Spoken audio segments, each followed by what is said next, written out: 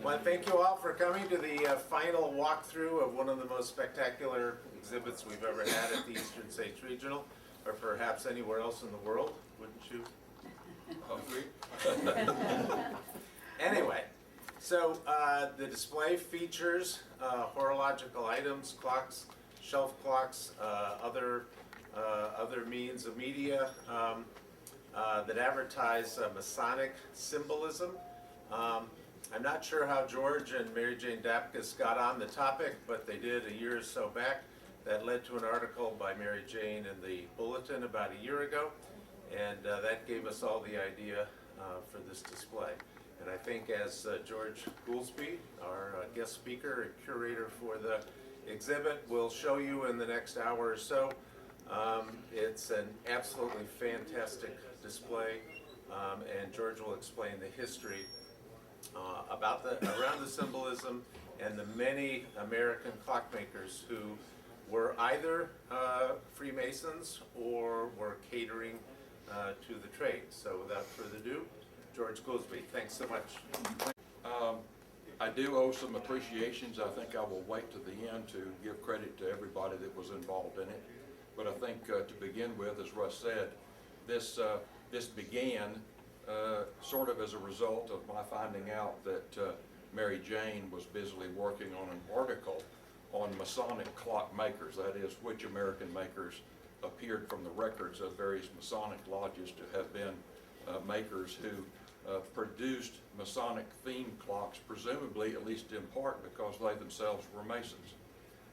You will be focusing, I think, as we go through this, on a period that is essentially starting with the Revolutionary War period and going through, let's say, 1830 to 1840. But part of the story, as we will learn, is that there was essentially sort of an era of excitement, a golden age early on. There was an event in New York that put a serious crimp in the Masonic movement, and I think did affect what we see in terms of the imagery and the symbols. But the Masons, of course, are still alive and well. They came back in that same century a bit later, and there are clocks in the display that I think illustrate some of the evolution, if you will, of what was thought to be a quote Masonic clock. We're talking about a number of clockmakers, and I would invite your attention to Mary Jane's article, which will list them out. We're not sure that some of the ones that we can't prove were Masons weren't Masons. Records are elusive things, and there's also the possibility that they walked away from the Masonic movement as a result, again, of an event that occurred in New York in the mid to late 1820s. In any event, what we've got displayed here is a combination of clocks, primarily from the period of just a little bit before the Revolution, but particularly after the American Revolution and continuing, as I mentioned, through 1830, let's say. A lot of wooden works movements. One of the questions that is asked, that probably come to mind when we get there, is why do we have so many wooden works and so few brass works? I'll come back to that topic. It's probably a more practical answer than you might have guessed. Our thinking is that there were Masonic makers that were marketing to other Masons.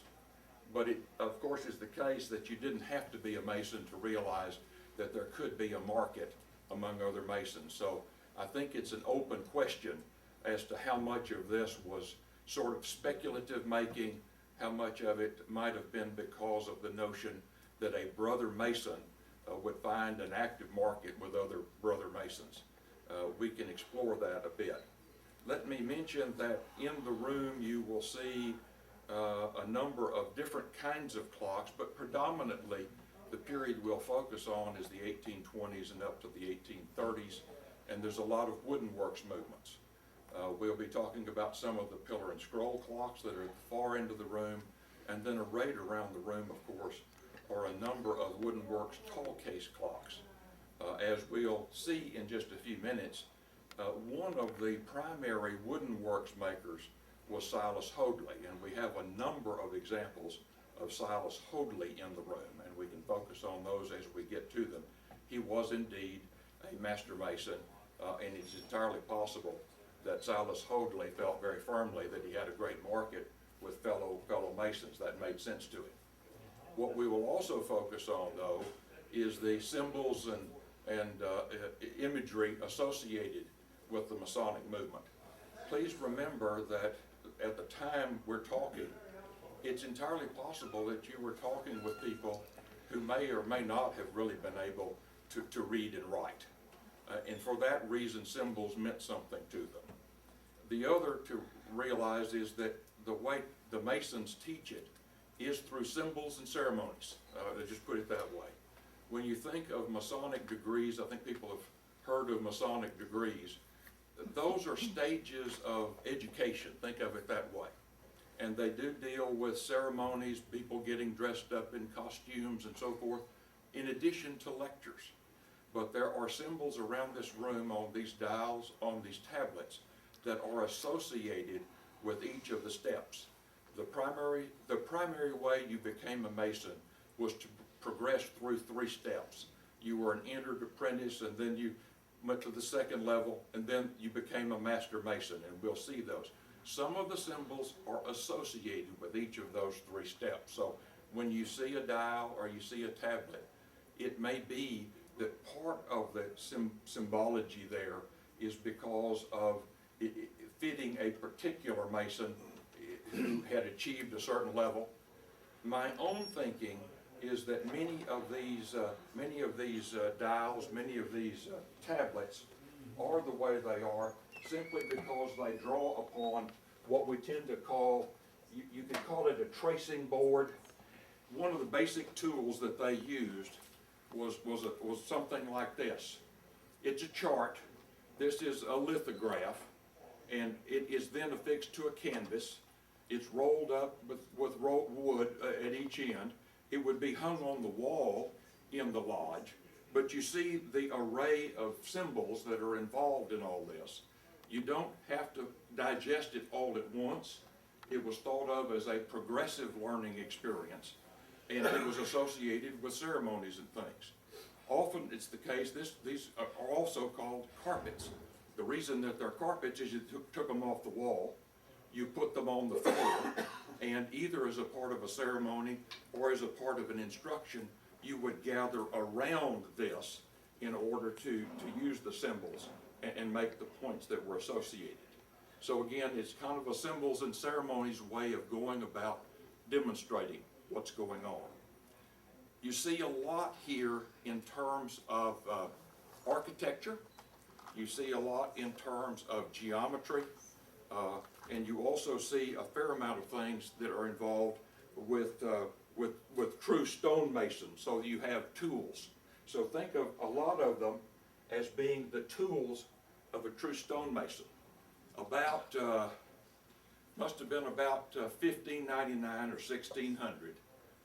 The idea was that the true stonemasons, from whom the heritage came for the current Masonic idea of Freemasonry, that changed from what you would call operative over to spiritual or the more symbolic. You went from real stonemasons who wore the long aprons that protected, or leather aprons that protected their clothes, wore gloves to protect their hands, into the symbols side of it, because, I guess in part, because the great cathedrals, the great buildings of Europe had been built, and it struck people that the lessons learned, the tools that they used, could also help in shaping, understanding a way to think about shaping your character and shaping your spiritual existence. One of the absolute requirements to be a Mason is that you have to have a belief in a supreme being. It is not the case that you have to be Christian or Jew, Islam. That's not the point. It may very well be that most of what we see is Christian, Jew, so forth. But the point here is you had to have a belief in a supreme being, because we think of God in that sense as the grand architect of the universe. And so whether you think of it as a more generic supreme being, it won't make any sense at all if you don't believe in the supreme being. There are Christian lodges, there are Jewish lodges, there are mixed. At the same time, one of the benefits of Masonry is to realize we do well in shaping our character to be brothers rather than thinking of a hierarchical way. So that in essence, we try to limit the amount of politics, religion and so forth in what's done in the lodge, so that those controversies are set aside and you can focus. It is entirely possible, therefore, for the gardener to be the worshipful master at some time and the banker to be here. Notwithstanding, that's not surprising that our leading citizens have often been the ones that have been involved in Masonry, and you'll see that as we go through it. Another thing that I want to mention about the symbols. The symbols do mean something, but at the same time, one of the benefits of the way that I appreciate Freemasonry approaches it is that they mean something as you approach the topic, but it needs to become yours. How you internalize the lessons, how you apply them in your life, of course, is going to be an individual decision. Therefore, I think it's fair to say they're not dogmatic about what each one of them means. It's okay that you think of it this way, but there could be 3 or 4 other lessons to be learned when you see a particular symbol.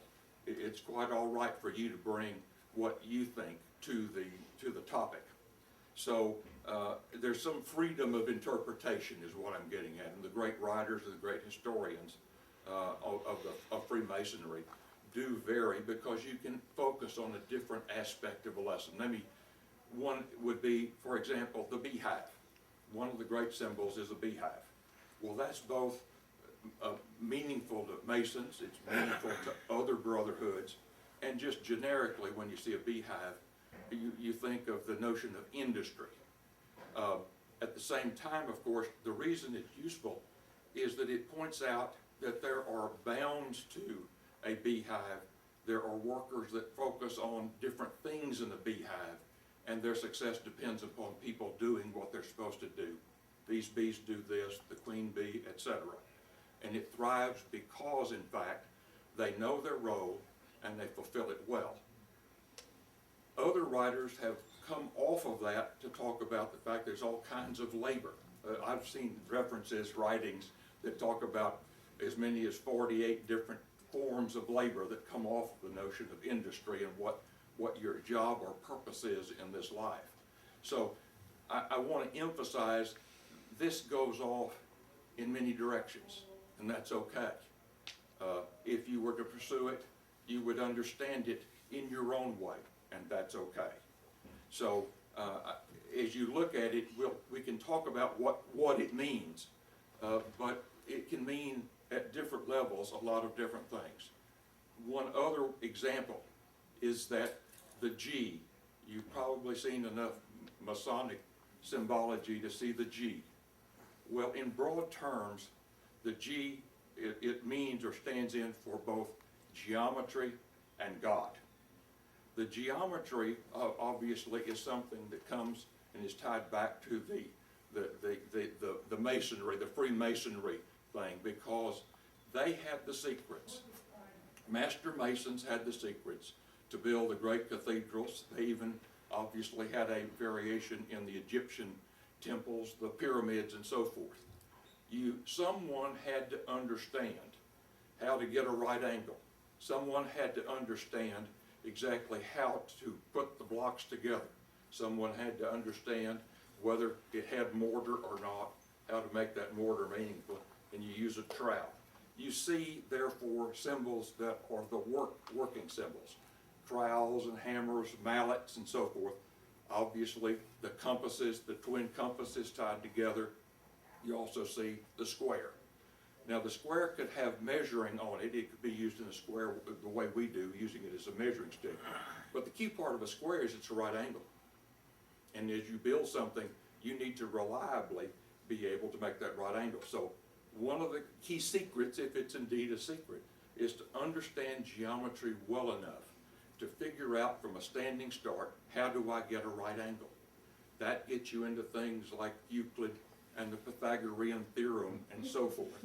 But in simplest terms, if you draw a circle, if you have a circle, and you put a dot in the middle, right in the middle of it, and there's a way to figure out how to get the dot in the middle to find the center, and you draw a line through the dot and both sides, and if you then put a dot anywhere on the circumference, one more dot, so you got a line through the center and a dot wherever you put it, if you connect that to each end of the bisected circle, you will have a right angle. It may be a shallow, you know, the type of triangle may be of different kinds, but you'll have a right angle. That's how you check it. A lot, therefore, of what we see are working tools that relate to knowledge like this about geometry. It was thought to be a science worthy of the best of us. So when we see these things, please keep in mind, some of it has to do with the temple, Solomon's temple. Some of it has to do with the tools. Some of it has to do with other values that we can talk about. These are all meaningful to Masons. It was a way, using things like this carpet, to go through and understand it. And in the earliest days, many of these people didn't read or write. It was, the symbols were useful simply because it was an easy way to evoke whatever the lesson was. And over time, you go through the three levels to become a Master Mason in what's often called a Blue Lodge. Please understand, then from that, you've heard of the York Rite, Arch Masons and so forth, and you've heard of Scottish Rite. Those are additional voluntary things that Masons who have gone to the third level and become a Master Mason can choose to do. You can, many do, many don't. But Scottish Rite, we'll get to some of the stuff right behind us back here. On the wall is a large display that shows the symbols for the 33 degrees that are involved in Scottish Rite. York doesn't have 33 degrees, but it's got its own number of degrees. At the time we're talking, this time frame, early 1800s, the York Rite was the more predominant. If you were to broadly characterize it today, I think it's fair to say that the York Rite is generally in smaller venues. It wound up in a smaller venue. And the York Rite, over time, became predominant maybe in urban areas and with larger lodges. Those are broad generalizations. You can be members, you can join many things. Part of Masonry that's fun is you can decide how much of it you want to do. And I think in order to kind of close that out, there are many appendant bodies. So many of us are familiar with the Shriners and the Shrine Circus and the Shrine Hospitals. Shriners are those Masons that have decided in addition that they would like to join that organization and the service that goes with it in addition to what they do as a Master Mason, if you will, a graduate of the Blue Lodge. Totally voluntary, you do as you wish. Many people, of course, have gone through the 3 degrees. They are Master Masons. That's what they practice, that's what they want to do. My experience has been, Nate, you tell me whether yours is different, my experience has been that Scottish Rite tends to be in larger environments in modern America, bigger cities and so forth. So there's that difference.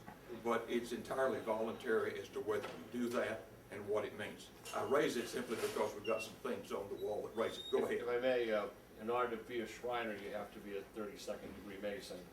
Right. Yeah. And the York Rite portion of their Latin is, just so everybody knows, I'm a past district grand education officer for the Grand Lodge of New Hampshire. So if you want to draw a card to me, I'll be over there in a few minutes. No, the York Rite is usually a smaller number of men because it is a Christian degrees. And at certain points during the degree work, which I am not a member of the York Rite, I ran out of time and money. There was, you have to profess a belief in Jesus Christ. So that kind of eliminates our Muslim members, our Jewish members, and any Hindus or whoever else. As far as I know, in the New England region, there is no lodges that are strictly Christian, Jewish, or Muslim. Everybody's welcome. It doesn't matter. Thank you. Very helpful, thank you very much. So again, I stress that to be a Mason, we're talking about a true belief in a supreme being, but as was just mentioned, after that, the role of religion in the lodge is one that is really a matter of their own decision. There are nationwide, there are Christian lodges. Washington corresponded in his time, George Washington corresponded with a Jewish lodge in New Jersey.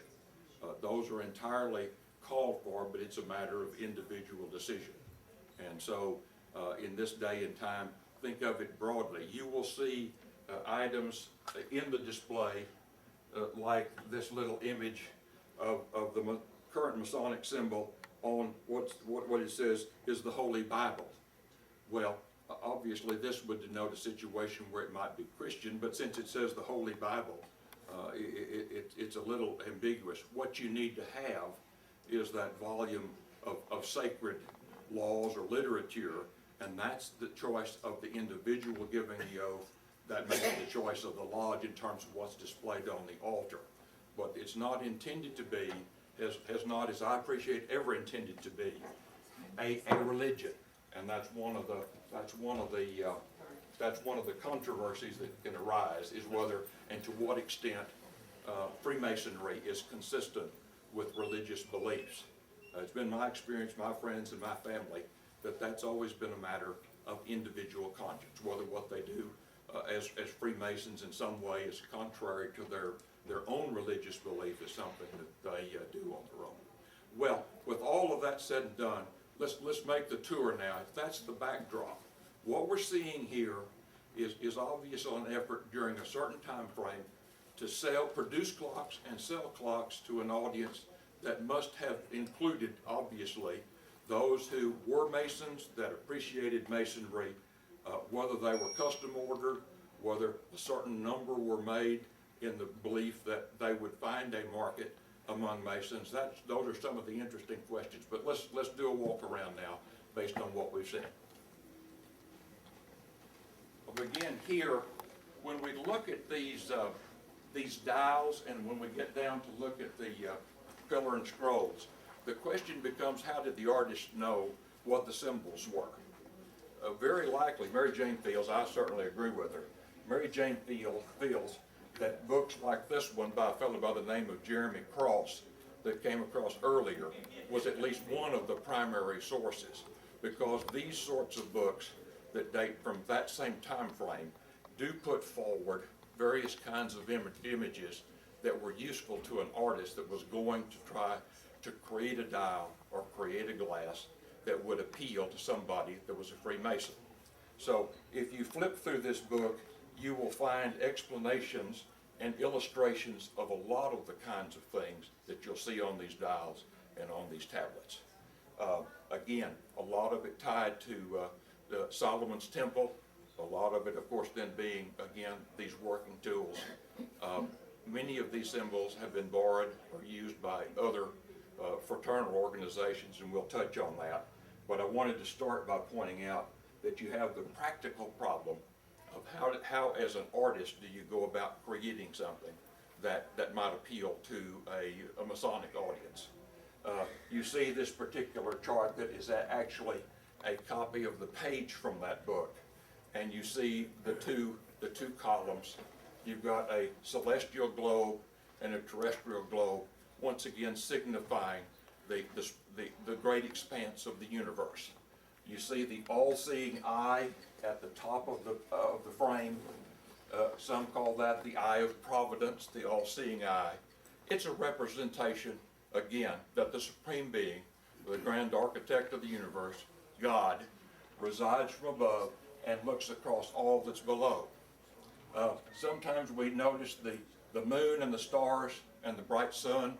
I think the best interpretation that I've ever seen would combine all of this into one to really signify the breadth of the vision of God over everything. The sun, the moon, the stars, all of the universe, and all that resides below.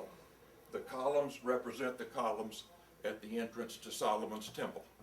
You see the floor of the temple, usually in black and white, but as we'll see, there's many examples where the color scheme changes. but you see the floor of the temple. You will see typically an altar, and you often see, you know, the 3 candles are representations of light, one of which would stand for whatever the sacred text, the Bible, typically in most lodges. One obviously would stand for something like the square, the sorts of things that we need to have in order to build with. But all of it sort of generally signaling enlightenment. The candles represent different sources or elements of enlightenment broadly. Go ahead. The candles represent the sun, the moon, and the master of the lodge. The master of the lodge. Yeah, I was trying to remember that. The sun rules the day and the moon governs the night, so shall the portion So of the rule and govern his lodge. Once again, you've covered the full frame in that way. And then you see the hourglass type thing. There's things that represent notionally time and the elements of time, the importance of time. We are here only for a definite, finite period of time. It's got wings on it, it sort of speaks to you. But in any event, notions of time and the productive use of our time are critically important to us. You see the anchor and you see the ark. And again, in broadest terms, that could signify the fact that it is the ark that carries us over our lives through the difficult times. The anchor, of course, tending for most people to represent that you do need to be firmly anchored. These virtues and principles that we talk about in the lodge or we learn as we do our degrees, it's an effort really to emphasize that we have an anchor, that it's important to have one, and we have one through these principles. The trowel, of course, is important. To an operative mason, the trowel obviously is the one where you use the mortar to create a workable whole from the elemental parts.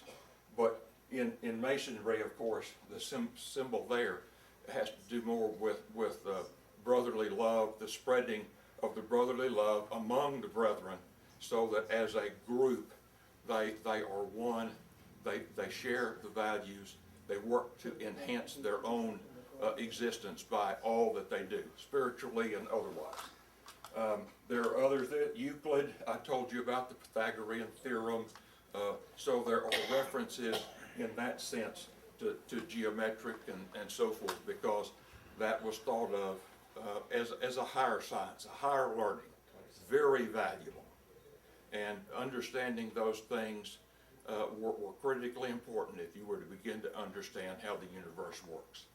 All right, let me move along from that. We don't have too much time. This is a clock that I found on the internet. It came from England, but I think it's an interesting one because it depicts, in its own way, several of the key items that we've talked about. You can immediately see that we've got the floor of the temple. Some say, I don't know whether in your tradition you thought of it, some say that the floor is black and white to represent good and evil. Those are the sorts of things that can be brought to the symbology if you want to. It's not necessary. But it's interesting that once again, you evoke the temple. And so you've got that, you've got you've got a level and you've got a plumb. The level is we all work, as we go along, we work off of a level. We actually go through life on a certain level. The plumb bob, we go through life erect. That has certain obvious character meanings and so forth, but these are ways to make sure that we align ourselves as we work our way through. The symbol, obviously, of the joined compasses and the square is at the top in this one. I see no G. There's no great significance to me that it is or isn't there, but you can immediately recognize this symbol as a key Masonic symbol. And I think the artistry associated with the terrestrial globe is very beautiful in this. I don't know, it's a timepiece. You notice it's only got the one wind hole. I don't know if this was in a Mason's lodge or what. I have a feel that it's more of an institutional clock. Anyway, I think you'll agree with me that it's a pretty one. All right, let's move down the way, because what I want to do is now transition, as we talk about the rest of the clocks, transition to a period of time in which this Masonic movement was in part pushed forward by the fact that it was associated very closely with America's founding fathers. That takes us to this corner.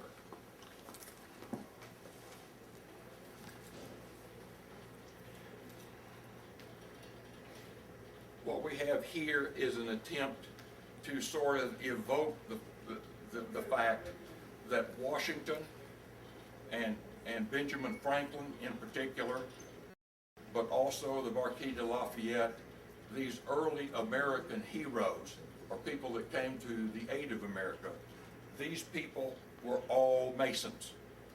So you start with a new country that has as its leading citizens people who believed and practiced Freemasonry on their own. They were leaders in this. They were Freemasons when they were in the Revolution itself. We don't know, for example, when Lafayette actually became a Freemason. There's several theories. It's been written about a lot. There's some evidence that he visited a French lodge, went to a French Masonic ceremony as a guest, and signed in as a Mason. We tend to think on this side of the pond that it may have been one of two other events, but the one that has a nice appeal to it is that it may have occurred in the winter of 1777 at Valley Forge.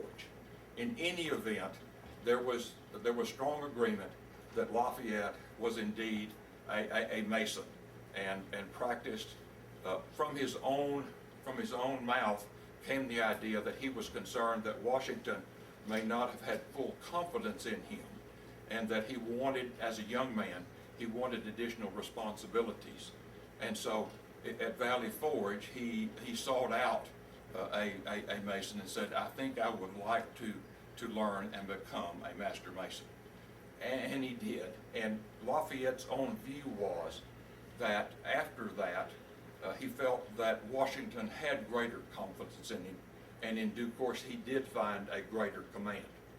Another aspect that I think personally is kind of important in this story is that at one point Lafayette went back to France. Obviously, from the American standpoint, we needed French help. We were trying to gain our independence from England, and we needed French help. At one point, Lafayette went back. It was obviously going to be a true test of his loyalty to the American cause if he came back to America, which indeed, in due course, he did. But remember, Benjamin Franklin was our plenipotentiary representative in those days. And so he went and conferred with Benjamin Franklin, who as a diplomat was obviously working hard at the French court to gain their respect and get them involved. Ultimately, of course, they did. Ultimately, of course, we gained our liberty. So you see here at least three of our patriots. You see them in their Masonic garb. You see them depicted in various ways on these clocks. Obviously, Washington on this clock, which is a Rite Whiting, but it's got the Fowler type movement inside of it. I think a beautiful clock. Here you've got a Hopkins and Alfred that has the Marquis de Lafayette. Now, he's obviously not a young man. The key here is when he came to America, he was 19 years old. And so to say he was a junior officer or a junior man was great. Why did he come? He heard George III's brother, who was on the outs with the family, talking about and espousing liberty for the Americans. And as a young man, it sort of inspired him. He decided as an aristocrat that he had enough money, he was going to go to America. He went to America. He went to Congress. He said, I'd like to help. And as I say, he wound up in part as an aide to Washington and ultimately earned his spurs. He was wounded at Brandywine. We think maybe he became a Mason at Valley Forge. It makes no difference. What makes a difference here is that he came back on a grand tour of the United States in 1824 and 1825. He was, in a sense, our last living link to all of these great leaders and the great event that created a new United States of America. The ceremonies ran the gamut. It's been said that second only to Lindbergh, the reception that the Marquis got, he went to every one of the then states, and of course we had added states by that point. But every event included Masonic events, Masons marched in the parade. He went to the various Masonic temples and was received wherever with open arms. So in this 1825 time frame, when many of these clocks were being made and sold and so forth, we had a resurgence of patriotism, and tied to that patriotism was this notion of being a Mason and Masonic. Most of the foreign generals that were helping George Washington were Masons, and many of the other generals were Masons, even when there was I think coup is too strong, but there was an attempt at one time to go back to Congress to displace Washington as the general. It, of course, failed miserably, as it should have. But in any event, I raise it all because what's happening in the 1820s is that you have this resurgence of patriotism tied to our liberty. You have the Jackson group that's involved because we've had the War of 1812 and we've won again, and a lot of Masonic events. And this starts a period in which lots of people want to become Masons. The numbers start to rise, the numbers of lodges and so forth. So it should not come as a surprise as we move along that people like Seth Thomas, for example, would start to produce woodworks clocks that had very overt, very useful designs in the tympanum, for example, in this clock, that are Masonic. Was it made essentially on spec? I don't know. Mary Jane's research does not confirm at this point that Seth Thomas himself was a Mason, but she speculates at this point, and I think it's a reasonable speculation, that may be a documentation problem, or it may be having to do with some of the difficulties that occurred in the later 1820s associated with the Morgan affair. I'll get to that in a minute.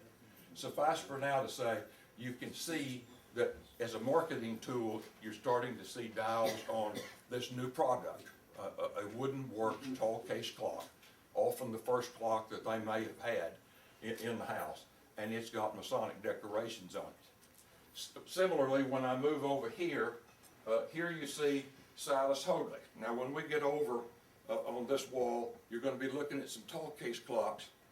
4 of the 5 clocks over here are by Silas Hoadley. Silas Hoadley obviously was heavily invested in Freemasonry because you see a variation of design, all Masonic there, but of course this is his famous upside down movement. Down here it says time is money, and of course this is Mr. Time is Money right here. Benjamin Franklin, in fact in 1730, years before the Revolution, was a Mason and was involved in, as a printer, was involved in making available the key Masonic text, the Constitution, and the various other documents. So he was in for decades before we ever got to the Revolution, and he's a key player. So it's no surprise that a Silas Hoadley would produce a clock with a so-called Franklin dial. There's an image of Franklin there, and you'll see the repetition of time is money and the like. It's harder to find a Franklin on the front. The clocks do exist. I was not able to find one to include in the exhibit. But here you have Franklin in his full regalia in the lodge because he's wearing his apron. He's got his collar piece. This indicates that he's as I understand it, correct me if I'm wrong, he's got the square, which would indicate, I think, that he's the worshipful master that day. So he's the presiding officer in this picture, and that's not just fluff. Franklin was a strong Mason all through his life. So when the Marquis goes back, he goes back to France at one point. It was a test to see if he came back. He did come back, but while he was over there, one of the things, of course, he did was to confer with Benjamin Franklin, who was over there working very hard to get French support. So you start to see how, potentially at least, the fact that there was a brotherhood, the fact that the men trusted each other a bit more, if not a lot more, because he was a fellow Mason. These sorts of things were additional, maybe key ties, that sort of helped create the kind of trust that you needed to have to make this work. Now let's talk about the clocks a bit. Before I get to the ones with the Masonic symbols on them, I want to point out this one. because this sort of goes with the Washington story. You see here, we've got a very nice Seth Thomas, and you've got Washington astride his steed here, high on the level above where the redcoats are. So this is literally a Revolutionary War kind of scene, hearkening back to his role as the hero, one of the heroes of the American Revolution. And this is a Seth Thomas clock. Then we start into a series of clocks, all from the 1820s to 1835 era. Here you have a Seth Thomas clock, again in that same time frame. This one's interesting. It's fairly simple in a way, but striking in its colors. You see the use of the gilding. Here's the all-seeing eye, the eye of providence at the top. You see the altar. You see the book, whether it be a Bible, probably was in this instance. You see the two columns. The sun and the stars, of course, are arrayed. Clearly and overtly a Masonic image, presumably meaningful, very meaningful to whoever bought this clock. This one is a little bit different. This is a Bishop in Bradley. And again, you can see, well, I don't think it's the same artist. I don't think it's the same approach. But it is clearly what I think of as Masonic top, side, and bottom. You can see instead of the black and white floor of the temple, this one uses multiple colors. And you see, again, you see the columns, you see the sun, the stars. This one is different, and I really want to point it out to you. This one caught my attention because right here at the very top are three links. Three links. When we get to that far corner over there, we're going to see some imagery associated with another fraternal organization, the Odd Fellows. To me, the Odd Fellows' iconic symbols are two. One is the heart in hand, and the other is the three links, often with letters in each of them, and I'll show you what the letters mean when we get there. But this one, to me, has got the possibility of what I would call a crossover. I see clearly Masonic symbols, but I see something here that says this is late enough that he might have also subscribed to the idea of being an Odd Fellow. There was nothing wrong with that. The Odd Fellows date from a little bit before when this would happen. This would be, as they say, fresh to the market. So I was very excited to see this. Do I know absolutely that the three links are Odd Fellows? No, the letters are not there, but that is an iconic image that the Odd Fellows use, and I found it very interesting on this clock. Next we have another one, and I think it's a very beautiful one. I hope those can see it because I love the color of it. Again, you see some of the same symbols, and you can see now when you see this array of symbols all around why I emphasized Jeremy Cross's book as a possible source. I mean, at some point the artist looks to others, and in some sense they're copying, but if you wanted to know a source document, I think something like Jeremy Cross's book would tell you, well, give me the full array. And this one is sort of a tracing board full array. It's not everything. Remember, some of the symbols can be tied to what level of achievement you were as a Mason in the 3 degrees. But many of them are more or less universal, and you can see some of the working tools. You can see the hourglass. You can see the incense burner over here associated with purity and purification. Here's the beehive again, always there. So these are set out, and of course you've got gilded columns. Notice you don't have any arches or anything. You just got columns on this one. I didn't see anything in here to parallel this idea that maybe they had Odd Fellows in mind, but I've always liked this particular glass because of the colors. This is by the way, this is an Eli Terry and Sons. And we don't have a record that Eli Terry was a Mason, but I wouldn't be surprised, as they say. Here's one that I've always liked. This is another Seth Thomas, but of course it's from an earlier age. Why? Because it's an off-center. This is an early off-center with a strap movement behind it. Here it's not so much the tablet, it's the fact that on the dial you see the clear indication of Masonic concepts. As Nate said, you've got the three candles down here at the bottom. Between there, you've got the incense burner. you've got several of the symbols that are very carefully put down below the center arbor. I've always liked this clock. I got this, I think this came from Chris Bailey many years ago, but it's a pretty one. Next in line is another Seth Thomas. This one is interesting in part because of the color scheme. And I again invite you just to scan across. No two necessarily scream to you that they were the same artist. I'm not sure what's going on. You don't see these clocks too often. They're not terribly scarce, but it's like every 2 or 3 years over the years that I've seen these. So this took me a while to get this group together. In any event, the colors are a little bit different. You've got large baskets here. I don't see a beehive. I don't see the incense burner. I see these large baskets. But you clearly have the bright shining sun. You have the stars, and of course you have the unmistakable columns that are drawing your attention to the entrance to Solomon's temple. Next in the line is one, and this is an indication how you have to keep your eyes open. Here it's not in the tablet, but there's twin beehives. Doesn't scream at you, but it's clearly something that I would associate, and most people would associate, with the Freemason movement at the time. Now, as we'll see, I'll say again, the Odd Fellows also adopted the beehive. One could argue that it might be associated with them, but I really don't think so. I think this rascal right here is the oddest of the bunch. The Odd Fellows allegedly was founded by disgruntled Masons. Is that the story you understand? And I understand it. And just for a quick note, the columns are paying homage to architecture. Yes. And if you notice the columns, if you know your 5 categories of columns, they're Dorics, Right. which were invented by the Greeks. Yeah. And they kind of left the Romans out. Yeah. Yeah. You see someone that is a Mason can go deeper into each of these topics. That's actually what the teaching is about, and that's why different aspects of the interpretation can have a greater or lesser meaning for you.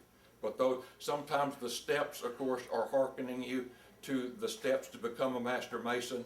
Then there may be 5 more steps that represent the architectural point that was just made. The symbols are there. You don't necessarily know until you really know some of these other things, what all may be going on.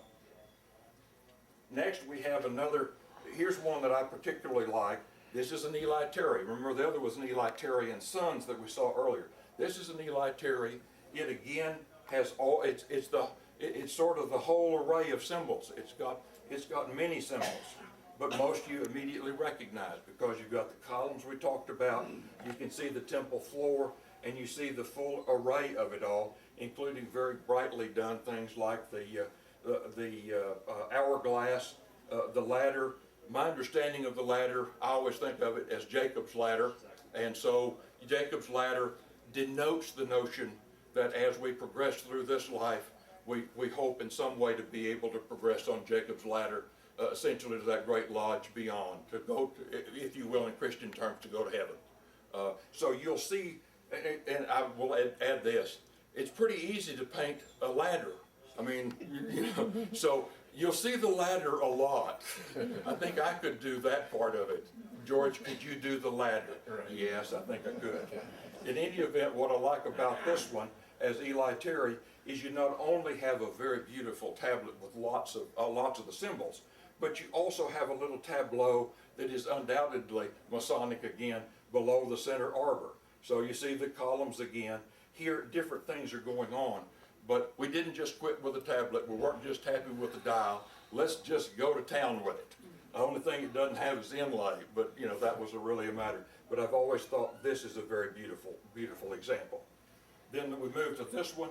I believe this one is perhaps the most unusual of the bunch, both in terms of its color and in terms of its imagery. You have not seen in these figures, that is people. This one has a number of people. Nate may be able to tell me who some of these lovely ladies are, but we've got some ladies down at the bottom. Now the columns are double columns, just for our artistic approach. You've got the double columns and so forth. But you see the providential eye here at the top, just as you would expect. So to me, I have no doubt about, that it's Masonic again. But see how different it is. Its whole presentation and coloring is quite a bit different. So you see, again, quite an array. One of the things that I don't quite understand is why they're all quite as different as they are. I would have expected variations on a theme.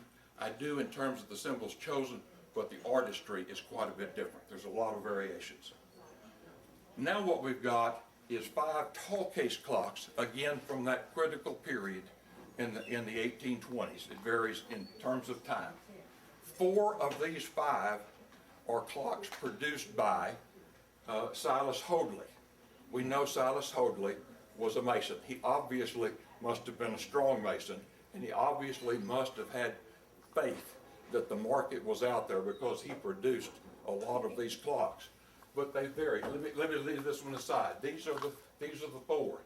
Here you have again basically the temple kind of scene with the columns, the temple floor, the 3 steps going up to it, and various other images to the right, including the ladder. Jacob's ladder is over here. The point I want to make about this one is that you use the tympanum some of the time. Here's another one where he used the tympanum again. Similarities, but when you come and take a look at it, you can see they were working off of a common layout, maybe from that book. But the coloring and approach varies a good bit. But I can see real clear similarities between these, even though you immediately see the colors a little different. Now you see the artist dropping the Masonic part. I'm sorry, I got the hand down in the way. But here you see a more abbreviated evocation of the temple. You see the steps again and the altar. The book, I can assure you, the book is open under there. And you see a beehive on one side. So you know that's Masonic, but what they put in the tympanum is just simply a country scene. Very, very nice. You could say it's understated. I don't know. It's clearly different. And then, of course, here again, as we saw with this, now we've moved the country scene down below the center arbor, and we've done yet another variation here, what I tend to call sort of the garden arch. It's not as overtly Masonic as the other. It's not the tracing board with all of the symbols. But when I look at that, I can't help but immediately think Masonic, because the broad outlines are ones. Now let me back up just a second, because one of the things that's happening when we get to these clocks that we did not see in the pillar and scroll clocks is it becoming an arch. When I get to these, there is clearly an arch with a keystone at the top on this. To me, and I invite Nate and anybody else to dive in, to me that starts to sound like Royal Arch to me. Whether it actually is or not, you start to see the arch. He clearly had some that did and some that didn't. When you see this one, you'll see the arch, and the keystone is kind of a triangular piece that's highlighted here. On this one, this is just the 2 columns. There's not an arch associated with it. And then when you come here to the garden variety, you see leaves. Well, I don't know if those are pomegranates. I don't know what we're seeing in terms of the vegetation, but you've got an arch in the middle and you've got columns on both sides. You can see that the types of cases that they were in varied a good bit. One of the things that I want to also point out is this clock. Those of us who worry about woodworks clocks or remember the story of the Porter contract, this is not a Porter contract example. This is an Eli Terry example with the Masonic symbol. Quite a bit different Masonic symbol than the ones we see. Not quite as artistic, a little more folksy, but it focuses again on the columns. It's got the compass and square type symbology on there. But this movement we've identified as one of those immediate post-Porter contract ones. This movement is exactly the ones that were used to fulfill the 4,000 in number Porter contract, but it does not have the India ink numbering on it, so you wouldn't properly classify it. I raise that because we know that in the Porter contract there were Masonic Masonic dies. Here are two that are in Philip Morris's book on early American woodworks tall case clocks. These are both quarter contract clocks, very bright, very colorful. You can see, again, a reasonably simplified way of presenting. It's not glorious or anything, but it's clear as a bell, and you can see it on this one, that among those contracts, now raises the question, whether you think the porters in buying them wanted some Masonics among the 4,000 that he delivered? Do you think that Eli Terry himself was a Mason and thought it would be wise? We don't know the answers to that sort of thing, but I find it interesting that one of the most important contractual deliveries in American horology, the porter contracts, clearly included at least some Masonic dials in them. George, do you have a feel for what percentage of, I guess it would be adult males, were Masons, say in the 1810 time period? Well, that's the time it was growing. I don't know that I know the answer to that. Okay. It was growing every year in that time period. And of course, as I will mention, what happened in the late 1820s was that we had an episode that really stunted the growth of the Masonic movement in that time frame. Right. That's the Morgan affair. I don't. It was growing. I was wondering, is it more of a marketing tool for the person selling the clock, or was the person selling the clock actually a Mason and marketing Masons as an organization for people to join? That's precisely the issue I think that we face. I'm hoping that in some time frame, Mary Jane's research and other research might start to answer that sort of thing. A good marketer would recognize that there was a Masonic crowd out there. Right. It's entirely possible. Right. I will not dismiss the idea that you didn't have to be a Mason to produce clocks and tell your artisans, Absolutely. give me so many of these. I won't dismiss the fact that the porters may have said, give me 10% with Masonic imagery on it. That's possible. But when you realize the ties that are involved in becoming a Freemason, I do think that somebody who is a Freemason and he's looking at the marketplace himself, it certainly doesn't surprise me that I'm seeing Silas Hoadley, who I know was a Freemason, and I've got 4 of these 5, and there's yet one more over there that are all Silas Hoadley. So I think it's a combination of all of that. I think it could be all of those things that would make sense to me, whatever moves the clock. If you read Jerome's own history, I mean, he emphasizes, look, this is a business. Yep. I'm going to be making these things to sell. Right. And I'll put whatever on it needs to have in order to sell. But I do think that there's a strong thread in this time frame that suggests Masons selling to Masons, Masons providing these to Masons would make a lot of sense. Have you found anything? Have you seen in your research any indication that the Masons actually advertised for new members? One of the tenets of Freemasonry is that you don't advertise. You don't overtly go out. There's no drives to add to Masonic membership. One of the keys is that it's volitional in the sense that it's not only preferred.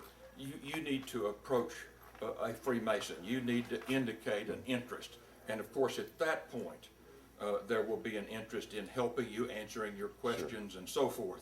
But one of the keys to this is they don't have membership drives. Okay. And so I don't think it follows that they would be using, for example, using clocks as a way to kind of advertise. I don't think that's in the cards. Do you agree? That's correct, and and until very recently, you had to ask a Mason 3 different times to become a Mason, to get a petition. You wouldn't just say, hey, I get a petition. Beetlejuice. You had to ask 3 times. So I think it really does underscore that there's no, and I hate to put it in this way, but I think there's not a bum's rush. There's not a membership drive kind of thing.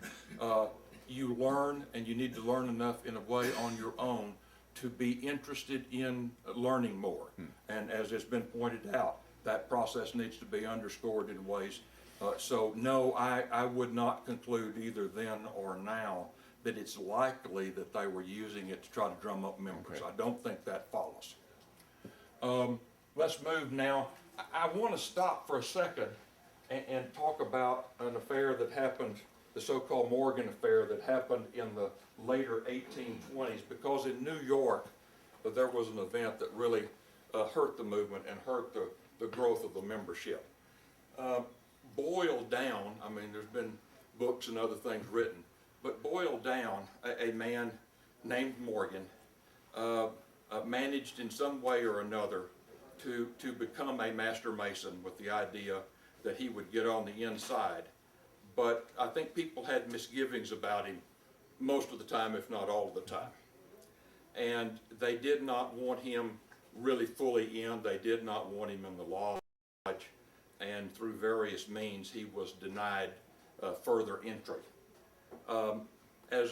Perhaps as a result of that, he threatened to reveal all the secrets. He said, I'm going to go out, I've got it all here, and I'm going to publish it.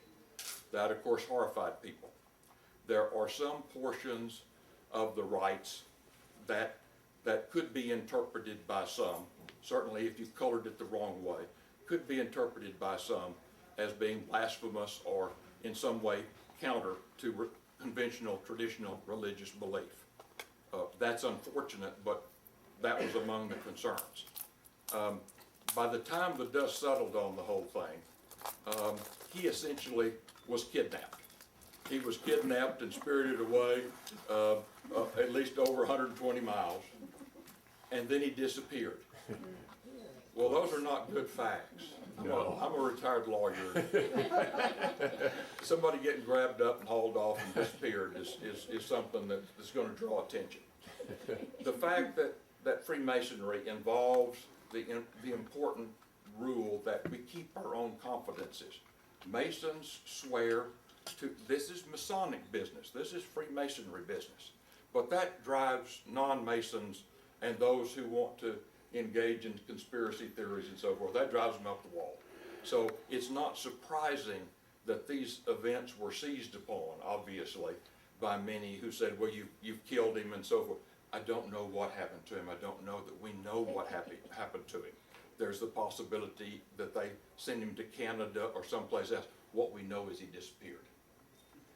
It became a cause célèbre. It hurt Freemasonry badly, certainly in terms of membership and prestige. So on the heels of Lafayette's visit, you have an event in New York that, so you're starting a rising crest, but when you ride the crest up, all of a sudden you have something that blows a hole in all four tires. Membership drops. Many of the members, if they don't go underground, become much more quiet about things. In any event, it hurt the cause pretty badly. And that may explain why, when you look at these clocks, for example, that there seems to be, once we get through the remainder of the clocks along this wall, which again is the 1820s period, we seem to have a period of quietude. We don't see a lot of Masonic all of a sudden. And some of the Masonic things that they did for fun, like toasting and so forth, those things tended to fade away, and they adopted a lower profile as a result of what was on. And it wasn't just in New York. The records indicate that membership in lots of states dropped significantly because of this.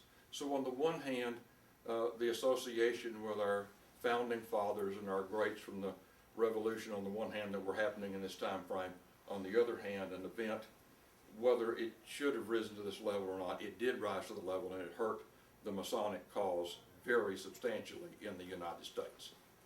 With that in mind, let me point out that we again have a number of examples of the wooden work styles. All of these are wooden work styles. Of course, there's two movements here. Again, by various makers. Sometimes you can see, sometimes the name appears, sometimes it doesn't. I would invite you to come up because the imagery on some is fundamentally different than the imagery on others. Here's one where the images are all in a circle. They basically are fairly straightforward. You can certainly see the compass, the all-seeing eyes at the top, but this is a little more naive, a little less color, but no less an impactful way to evoke the Masonic imagery that we're talking about. One other thing I would mention is that you do see many of them that don't have all of the Masonic symbols, but just when you glance at it, you can't help but think, having seen any of the rest of them, with the arch and the columns, even with the fence, that this sure does look like it's Masonic. And indeed, you see other makers that are using that style of this. We've got here a clock that's by Lumen Watson, and it has the more traditional style, but I can tell you I've got a Lumen Watson at home that has this style at the same place at the top, and Lumen Watson was a very active Masonic maker. As is this one. Yeah, you've got, that's it, there you go, thanks very much, Chris. I'm gonna turn it over to Chris in a minute for the Ohio group, but I wanna, before I do so, this is one that's different than the others in the sense that this is a Joseph Ives. This is an 8-day wooden works clock. But it's an Ives clock, and one of Ives' characteristics was he liked to use reversed glass painted dials. This is an original reverse glass painted dial that was broken into, I don't know if it was 100 pieces, a lot of pieces. And if you get up here a bit later and stare at it, you can see that it was in pieces.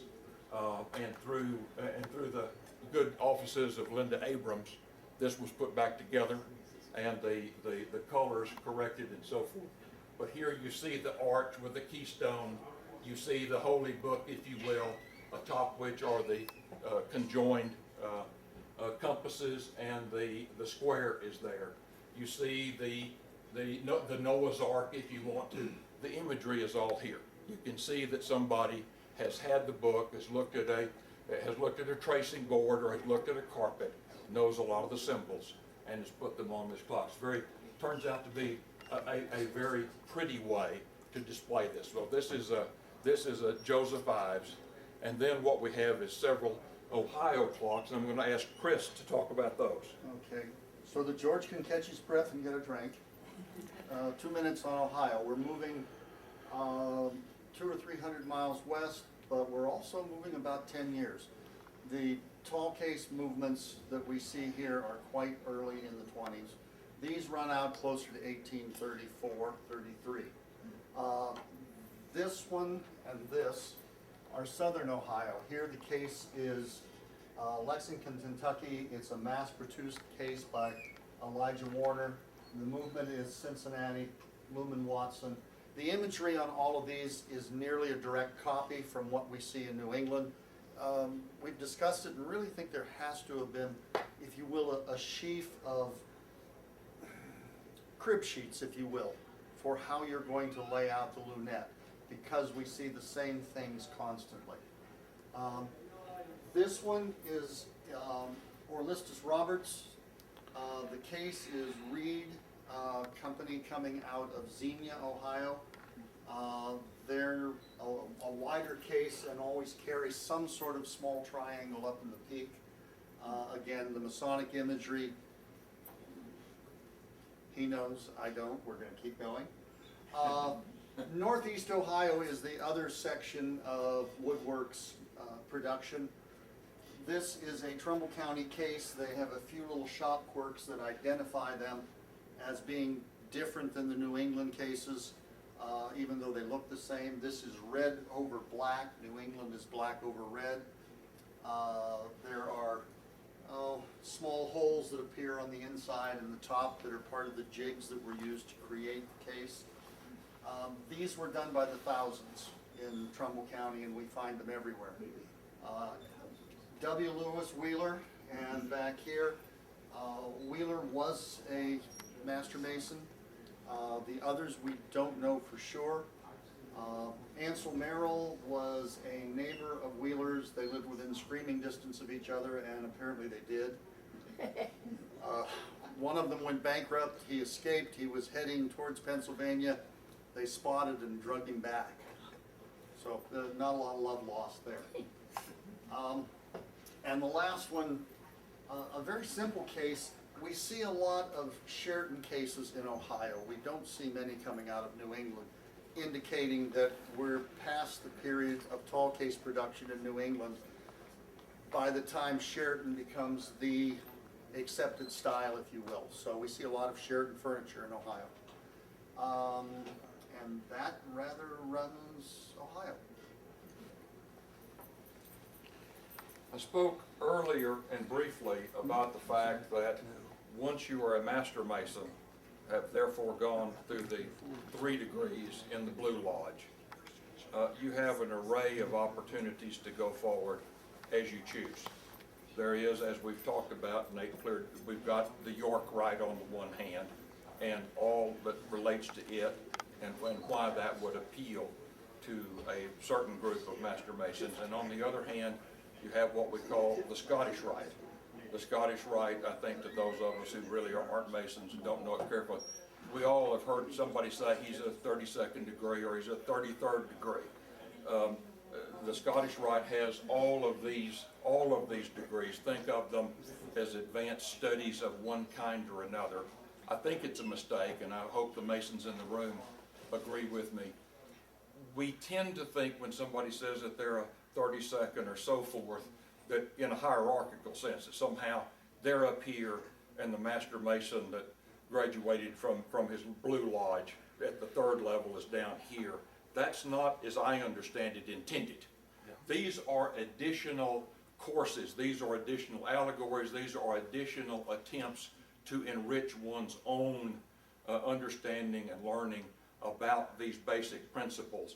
And to me, they array sort of horizontally. I mean, you've got this, and you've done these other things too. Is that a fair comment? That's exactly it. There's no degree higher than the 3rd degree. And so here we Everything are, else is a lateral move. right? But it appeals to Masons. It appeals to lots of Masons to do these additional things. And there's various symbols and other sorts of ways to indicate that you've done that. The one clock that we have in this group, this clock, to me when I saw it, said, I bet you that has to do with Scottish Rite. I bet that has to, principally because it had the inlays that started to tell me it likely is Masonic in nature. When it was acquired, when I acquired it, it was in bad shape.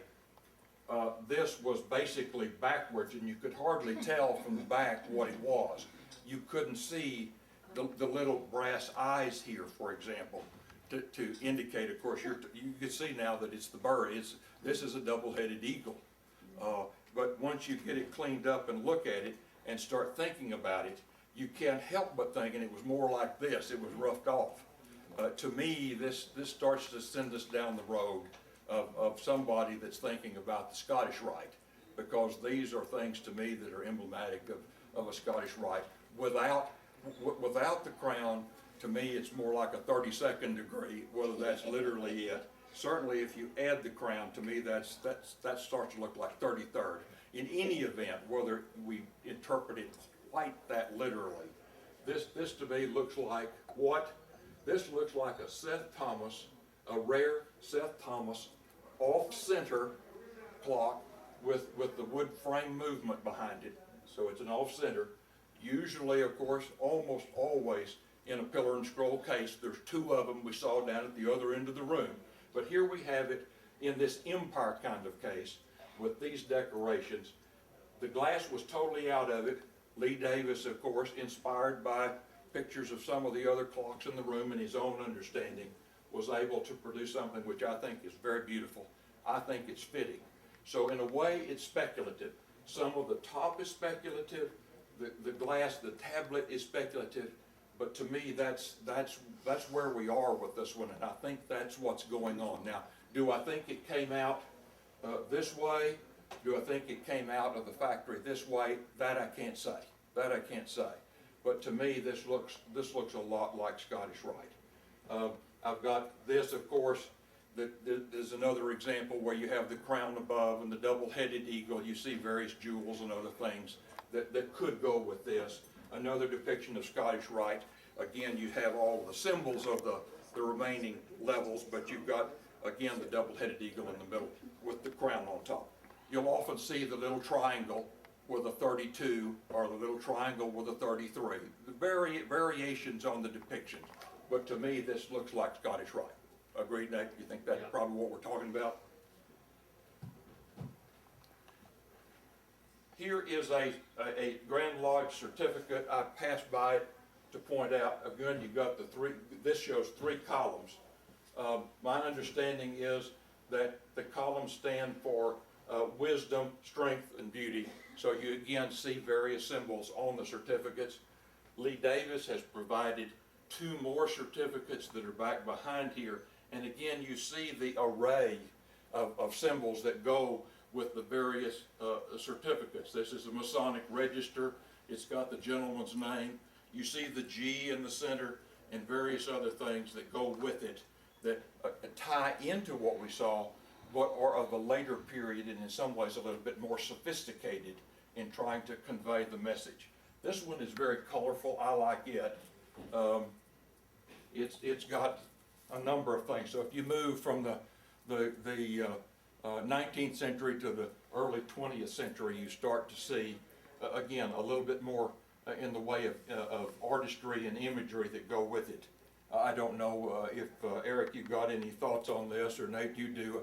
I don't know what all these symbols mean, but I'm struck by the fact that this continues to evolve. Earlier, what we were seeing was very straightforward and very simple. Here, as we move forward 100 years, you start to see more artistry, more imagery. But that's always, to me, been a part of what I see when I see things Masonic, is that they are very striking and very beautiful. A lot of those type items, the lithographs and the Masonic registers were put out, were sold to lodges so that they could honor their members. Yeah. And it was basically just a way to sell you something else. Sure, yeah. We didn't get into the money part, but obviously, There's in all order- that was marketing on the, like J.P. Luther Company, they still Yeah. sell that stuff today. there you go. It's a part of everything. Yeah. Let's talk about the aprons very quickly. This one is interesting because this obviously is totally undecorated, but we see the Masons wearing aprons and the like. It's a lambskin apron. It's interesting to me because when you lift up the panel, he was a master mason. He had done all 3. It's recorded right here. But the apron is undecorated. That's what you get when you first join a lodge. They present you with a plain white lambskin apron, and then they fill it in as you go along. Exactly. So what we've got here, this is the starter kit. And it's an interesting one. We've got some information, but it's not decorated. I don't know why. I don't know if he had another one or if he didn't proceed. Here's one that is in a frame, but it's painted. And you see the typical imagery that we've come to understand at least a little bit that's on this apron. This is somebody that has progressed to Master Mason. He's very proud, obviously, of his apron, and this has been preserved in this sort of shadow box sort of thing. And you see the images again. Here's one that I found several years ago that I think is a very pretty one. Again, it's preserved by putting it in a frame, but you see it's colorful. You see Solomon's Temple again. It's pretty familiar, but it's pretty. It's a nice one, and it's got obviously some additional elements around the side and so forth. So these are three that I have that I was able to find in what I had. Good. Let me do these 2 clocks, and then I want to take just a brief moment to talk about some confusion that could arise. This, I think, is a very beautiful clock. Many in the room are familiar with Mr. Cole and Mr. Cole's decorating on these cases. So this is the son doing the decorations. Written on the inside of this case is Abraham Cole, the father. So the case was made by dad, and then the case was decorated by son. When you see these Cole cases, it's not absolutely the case, but very often they will have a Riley Whiting movement or they will have a Joel Curtis movement. This one has the Riley Whiting movement in it, and again, you can see in the tympanum, you've got that sort of garden version of the columns and the arch and so forth up at the top. I think it's a really pretty clock and makes a very nice presentation. Do you agree, Tom? Yes. I wanted to come in and just say goodbye. Thank you very much for saying goodbye. Okay. You're recorded for all time as leaving. Uh-oh. Don't turn that around. Now, everybody gets a free clock here, right? Of my choose, that's it. Well, with exceptions. Oh, okay. Well, you can select the exception. Thank you, Tom. Goodbye, everybody. Here's yet another Silas Hoadley. So just in the room, we're up to 6 by my count. And again, there's similarities, but you can see the differences. The decoration is, again, in the tympanum all right, but you don't see the same kind of approach that we saw there. It doesn't have the same kind of architectural, although the columns are there. The steps are a little less seen, but it's Masonic, but it's kind of Masonic light in terms of how much imagery you're getting at it. I think it's a beautiful case, by the way. This is Peter Noon's, and he was very kind to bring it so that we could see it. Before I finish with a couple of clocks over there that I want to point out to you, I mentioned the Odd Fellows. And I mentioned those 3 links. Typically, if it's clearly Odd Fellows, you'll have the 3 links, and you'll have an FLT. Friendship, love, truth. That's their hallmark. They too have aprons. And they too wear aprons and have imagery that includes the Eye of Providence. They obviously like beehives. The Ark of the Covenant is here with the FLT on the links on the front, the heart and hand and the like. So it often pays to take a second look when you see something, because you may have a reaction that I'm looking at something Masonic, when in fact what I'm looking at is one of the other brotherhoods, whether they were inspired by Masonry, came out of Masonry. They too have their own view of things.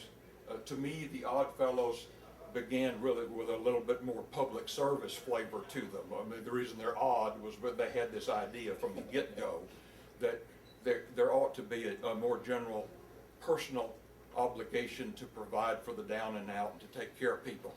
Other brotherhoods do that, but they may do that, for example, through Shriners and various other things where you sort of do the hospitals and do the other sorts of things that help people. All understand that. But anyway, these people were thought of odd, at least in England, thought of as odd, and so we have the Odd Fellows. I want to end in a minute down there with some Bellamy clocks that are Masonic. But this is a picture of a John Bellamy of Maine carved case clock that you can see. This one is for the Odd Fellows crowd. See the heart and hand up here that's carved into this one, and you see the 3 links right here. There are various other things, but when I see that, I know that they're trying to tell me that in whole or in part, this has to do with the Odd Fellows, because those are, as they say, those are the dead giveaways. We have one more clock here that is a Riley Whiting clock in a tall case.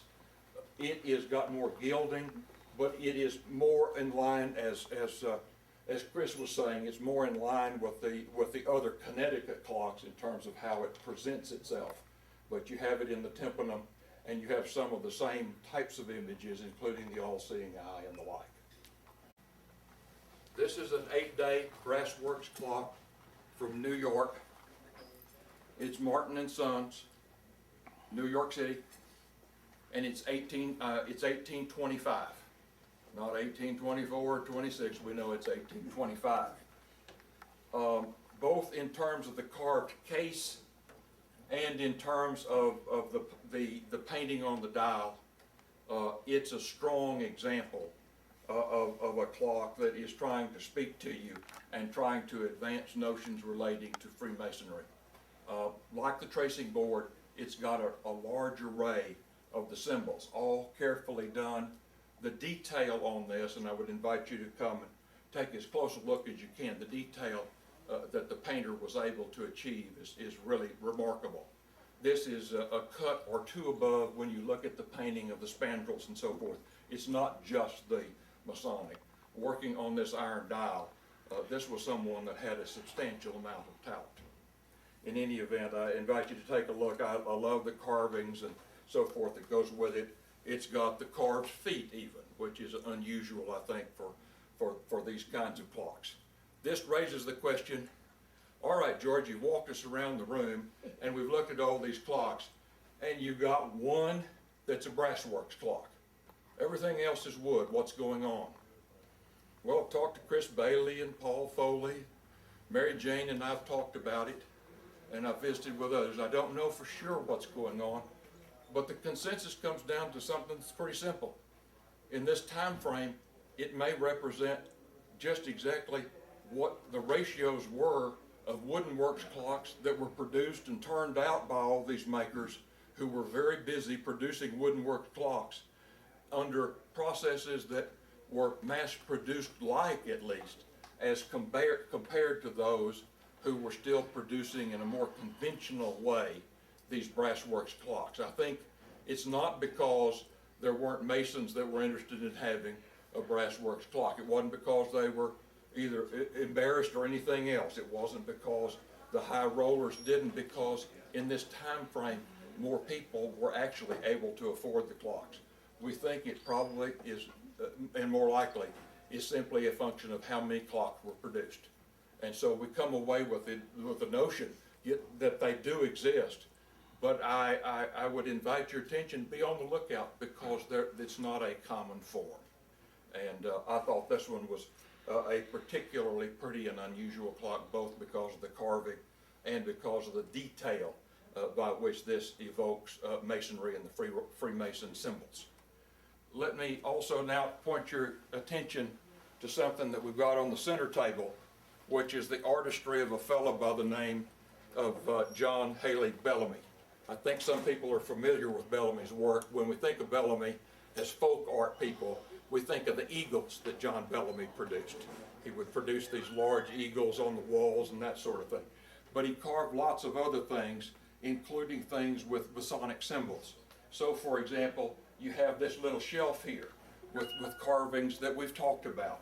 Here's the wings on the hourglass. You've got the trowel, you've got the G, of course, and the compass. Here's a frame, probably for a certificate that no longer is here. But here you have the classic Masonic symbol with the square, the compasses, the G in the center. But as Haley would do, here you have at least one little eagle, which is really more what he was known for. So this one's kind of interesting because you get a little of both. Here you have what you might think of as a hand mirror, but you see, here's the level that's built into this one. Here's the trowel that's built, so you really have to kind of look at this to see in detail. So this is later 18th century, but again, there was obviously a market for these. Whether it was a large market, I don't know, but you start to see the prevalence of this part as the ongoing symbol that really just screams at you Masonic. This, of course, is a carved case. It's a Welch clock, but this is one of the 3 sizes of Masonic clocks that Welch produced that were carved by Bellamy. And the carvings are wonderful. I would call your attention again behind Ian back there on the wall. There is a picture, again, of the Odd Fellows version of this same kind of clock. So he produced one version of Odd Fellows. He produced at least 3 versions in the size that we're talking about. And here's a picture of all 3 of the versions right here that he carved. So I think through a company, Welch, there was a demand that Welch felt that existed in the late 18th century for these kinds of Masonic clocks. And in some sense, they are at a level of detail that harkens back to the days when we showed lots of symbols and not just the one symbol. One other thing, and I'll walk around, you can stay in place, Tom. One other thing I want to point out in that kind of time frame is these metal case clocks. We're familiar with Muller and the various other ones that did the iron front clocks. Here's an iron front clock, unknown maker, totally unmarked. Around on the other side of the table is the iron front from a second of these. This is later, This is, you know, in the 1870s, maybe a little bit later than that. But you can see the clarity with which the traditional symbols all appear. I mean, this is not sort of kind of doing it light. This is everything again. This is almost, we're back to where we were at least 50 years, maybe 60 years before. I particularly enjoy these, but you see what's up here at the top, which is the symbol that's sort of become the most familiar symbol for modern Freemasonry. So I see a little of everything in this one. And in that regard, and I'll come back around, in that regard, a clock, I think a very pretty clock that Eric Hooker has lent to us is close to the kind of thing that I expect to see when I look for them. In the modern, what you typically see, this being a very beautiful example, but what you expect to see is that G within the square and the twin compasses. And this is what you begin to see predominantly in the late 1800s and going forward. And we see them in lots of clocks, sometimes well executed and very beautiful, but clearly present. And I invite you later to go around the table because we've got another, you know, several other examples of the kind of thing that we're talking about here. So this is to me, this is a very beautiful version of what I think of as the later, quote, Masonic clock. Let me close with a quiz. We had 14 presidents that were Freemasons. One of the later ones was Teddy Roosevelt, and he was very proud to be a Mason. But Teddy Roosevelt was also a brother in another fraternal organization, a fraternal organization that was organized and existing in Arkansas as of January the 21st, 1892. Does anybody have any idea of what the other fraternal organization is that Teddy Roosevelt was proud to be a member of? Well, I suppose that means that you're not familiar with the International Concatenated Order of Hoo-Hoo. And I'm shocked to hear that you don't know that. The Hoo-Hoos, of course, are a very tight-knit group. Their symbol is a black cat with a highly arched back and the tail stuck way high in the sky. The Concatenated Order of Hoo-Hoo is given over to men, I think it's men only, it's probably a good thing, men who in one way or another are in the lumber industry. And they made Teddy an honorary member because of his National Park Service and his love of the trees and all of that. And Teddy went forward with it. And the Concatenated Order of Hoo-Hoo is still active. They're out there.